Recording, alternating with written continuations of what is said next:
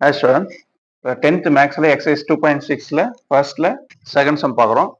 பார்த்தீங்கன்னா 102, 97, 92 etcetera up to 27th term வரைக்கும் add பண்ணி என்ன வேல்யூன்னு கேட்குறாங்க, கண்டுபிடிக்கலாம். ஃபர்ஸ்ட் டைம் என்ன இருக்கு, 102 இருக்கு.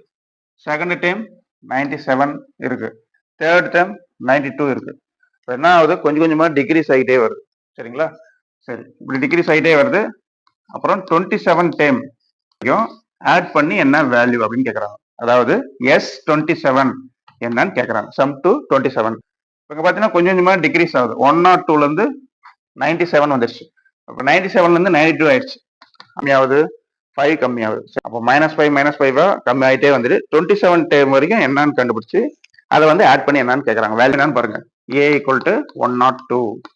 அப்புறம் காமன் டிஃபரன்ஸ் கண்டுபிடிக்கணும், D. அப்போ செகண்ட் டைம்லேருந்து ஃபர்ஸ்ட் டைம் மைனஸ் பண்ணணும். 97 - 102. இப்போ 97 - 102னா -5 அப்படின்னு கிடைக்குது. சரிங்களா? 92 - 97னாலையும் அதுவும் என்னது -5 தான். எல்லாமே கரெக்டாக -5 கம்மி ஆகிட்டே வருது. அப்போ இதை பார்த்தீங்கன்னா ஒரு ஏபி சீரீஸ்ல இருக்கு, அரித்மெட்டிக் ப்ராக்ரஷன்ல இருக்கு. ஆட் பண்ணலாம். இப்போ S27 கண்டுபிடிக்கணும். N = என்னது, இந்த டேம் அப்படின்ற வேர்டு வந்தாவே நான் சொல்லியிருக்கேன், அதுதான் என்னோட வேல்யூ. சரிங்களா? அப்போ N = என்னது, 27 டேம்னு இருக்கு. டேம்னா N = 27. இப்போ நம்ம என்ன கண்டுபிடிக்கணும், SN ஃபார்முலா எழுதிங்க. N/2 × 2A + N - 1 × D. இதான் நம்மளுக்கு SN கண்டுபிடிக்க ஃபார்முலா. இப்போ நம்ம கண்டுபிடிக்க போகிறது S27. N/2னா என்னோட வேல்யூ 27/2 × 2. A ஓட value 102 + N - 1, 27 - 1, 26 × common difference D. D ஓட வேல்யூ -5. இப்போ -5 எழுதிட்டு கண்டிப்பாக ப்ராக்கெட் போடுங்க, ஏன்னா அது மைனஸ் வேல்யூ. அப்போ 27/2 × 2 × 102, 204. 26 × -5. இது ரெண்டுத்தையும் மல்டிபிள் பண்ணுங்க. இங்க பிளஸ் இருக்கு, இங்க மைனஸ் இருக்கு. பிளஸ் மைனஸ் மல்டிபிள் பண்ணா என்ன வரும், கண்டிப்பா இங்க மைனஸ் கிடைக்கும்.